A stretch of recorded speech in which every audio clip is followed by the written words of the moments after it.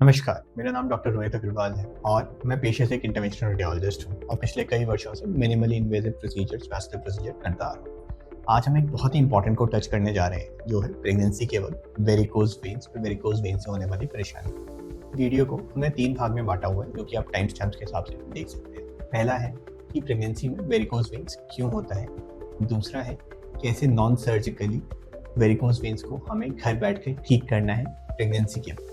तीसरा है क्या सेफ ट्रीटमेंट ऑप्शंस है और आखिरी में कंक्लूजन। चलिए शुरू करते हैं कि प्रेगनेंसी में वेरिकोज वेन्स क्यों होता है। अक्सर प्रेगनेंसी में फीमेल्स के अंदर 2-3 मुख्य चेंजेस होते हैं। पहला, गर्भाशय बड़े होने की वजह से डायरेक्ट कंप्रेशन पड़ता है, डायरेक्ट प्रेशर पड़ता है आईवीसी के ऊपर, जो कि मुख्य धमनी होती है खून को पैरों से हृदय की तरफ लेके जाने में, जिसकी वजह से बैक प्रेशर चेंजेस होते हैं और पैरों की नसें फूलने लगती हैं। दूसरा, ब्लड वॉल्यूम बढ़ जाता है क्योंकि ज़्यादा रक्त की रिक्वायरमेंट होती है हर फीमेल के शरीर को प्रेगनेंसी के वक्त, क्योंकि उसको एक और इंसान को फीड करना भी होता है। ब्लड वॉल्यूम बढ़ने से वापस से वेन्स पे प्रेशर बढ़ता है और नसें सूजने लगती हैं, उभरी हुई दिखने लगती हैं। तीसरा कारण होता है हार्मोनल चेंजेस। हार्मोनल चेंजेस की वजह से वाल्व्स जो होते हैं, जो दरवाजे होते हैं डीप वेन्स के, वो लीकी हो जाते हैं और सुपरफिशियल वेन्स यानी सतह के ऊपर की जो नसें हैं वो फूलने लगती हैं, नसें सूजने लगती हैं, पैरों में नीली नीली मोटी मोटी नसें दिखाई देती। कैसे ध्यान रखें इन वेरिकोज वेन्स का,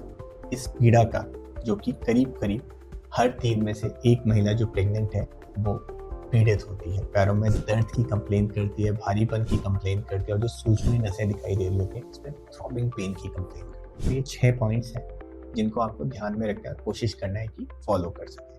पहला पॉइंट है, कोशिश करें हर 3 से 4 घंटे में थोड़ी देर पैर ऊपर करके बैठ जाएं और अगर पॉसिबल हो तो लेट जाएं। लेट कर पैर को तकिए के ऊपर रख लें या फिर पैर को दीवार के सराहने रख लें, जिससे कि जो खून हमारे पैर में इकट्ठा हो रहा है, स्टेसिस की वजह से बढ़ा हुआ है, वो वापस से सर्कुलेशन में चला जाए, पैर की सूजन कम हो जाए और पैरों को काफ़ी आराम मिल जाए। दूसरा है रेगुलर एक्सरसाइजेस करें। प्रेगनेंसी में दोस्तों आपको एक्सरसाइज छोड़नी नहीं है, बल्कि रेगुलरली करनी है। कौन सी एक्सरसाइज करनी है जो वेरिकोज वेन्स में फायदेमंद? Simple 3 exercises.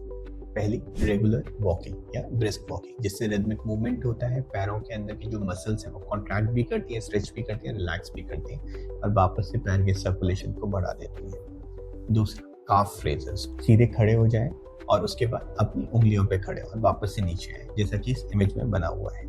तीसरी है एंकल रोटेशन। ये बैठ के भी कर सकते हैं, लेट के भी कर सकते हैं। एंकल को पहले क्लॉकवाइज रोटेट करें, फिर एंटी क्लॉकवाइज रोटेट करें। तीसरा पॉइंट है स्टॉकिंग्स। अपने सिम्टम्स के हिसाब से अपने डॉक्टर से डिस्कस करके ग्रेड 1, ग्रेड 2, बिलो मी, अबव मी, जैसे आपको सूट करती है वैसी स्टॉकिंग्स आपको लेनी है।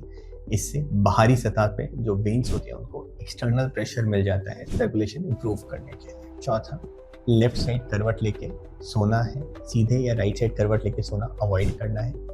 पांचवा, टाइट कपड़े अवॉइड करने हैं, जो पुराने कपड़े छोटे हो गए उनको अवॉइड करने हैं, वो वापस से प्रेशर बढ़ाते हैं जिससे कि सिम्टम्स वर्सन हो सकते हैं। और हील्स को भी अवॉइड करना है, सॉफ्ट सोल के जूते पहनने, फ्लैट सोल्स पहनने। छठा और बहुत इंपॉर्टेंट है, फाइबर रिच खाना खाना है, कॉन्स्टिपेटिंग फूड को टोटली अवॉइड करना है। फिर कौन सा ट्रीटमेंट सेफ है वेरिकोज वेन्स के लिए प्रेगनेंसी के वक्त? तो अगर हम ट्रीटमेंट की बात करें तो मैंने अभी आपको 6 पॉइंट्स बताए हैं, वही आपके लिए सही ट्रीटमेंट है वेरिकोज वेन्स का प्रेगनेंसी के वक्त, जो कि आप घर बैठे बैठे बिना किसी डॉक्टर को दिखाए भी फॉलो कर सकते हैं। लेकिन अगर आपका दर्द बढ़ रहा है, परेशानी बढ़ रही है, पैर में सूजन बढ़ रहा है, डिस्पाइट फॉलोइंग दी सिंपल ट्रीटमेंट, डेफिनेटली डॉक्टर को दिखाना है। माइनर चेंजेस करके, अगर कोशिश करके अपनी स्टॉकिंग चेंज करके, हो सकता है आपको आराम मिल जाए। सर्जरी हम वेरिकोज वेन्स की प्रेगनेंसी के वक्त कोशिश करते हैं जहाँ तक हो सके अवॉइड करने की, क्योंकि सर्जरी के कॉम्प्लिकेशंस हैं, जो दवाइयों के कॉम्प्लिकेशंस हैं, वो हमें नहीं चाहिए है कि उसका थोड़ा भी असर बच्चे के ऊपर पड़े। लेकिन अगर आपको